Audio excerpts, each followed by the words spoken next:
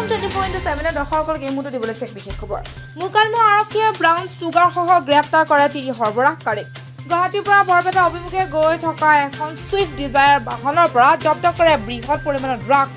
বাহনখনৰ সিটৰ তলত লুকুৱাই আনিছিল ড্ৰাগছখিনি মুকালমু আৰক্ষী থানাৰ সন্মুখৰ পৰা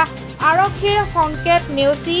AS01JC4238 নম্বৰৰ সুইফ্ট ডিজায়াৰ বাহনখনেৰে পলায়ন কৰিছিল ড্ৰাগছ সৰবৰাহকাৰী কেইজনক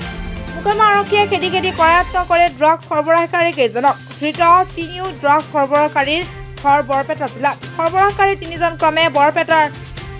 কুকাৰপাৰৰ আব্বাছ আলী ফৰিদুল আলী আৰু ক্ষুদ্ৰ বামুণবৰীৰ বদিৰ আলী আজি আমি গোপন সূত্ৰে গম পাওঁ গুৱাহাটীৰ পৰা এখন সুইফ্ট ডিজায়াৰ নাম্বাৰ AS01JC4238 সেই গাড়ীখনত আহি আছিল ড্ৰাগছ আহা বুলি আমি গম পাওঁ তো আমি ইয়াতে মুকালমু থানাৰ সন্মুখতে প্ৰায় মই আৰু মোৰ সহযোগী SSBৰ লগত নাকা লগাত তেওঁলোকক ৰখাব খোজে তেওঁলোকে পলাৰ পিছত আমি তেওঁলোকক বহুত কষ্ট কৰি দৌৰি মেলি গাড়ী দি ধৰি ফেলে তেওঁলোকক কৰায়ত্ব কৰোঁ তেওঁলোকৰ পৰা এতিয়ালৈকে 2টা ড্ৰাগছৰ পাইছোঁ মানে চাবোনৰ বাকচত আনিছিলে আৰু আছে যদি আমি এতিয়ালৈকে অনুসন্ধান চলাই আছোঁ মানুহ 3জন আছিলে নলবাৰীৰ পৰা আজিজাৰি ৰিপৰ্ট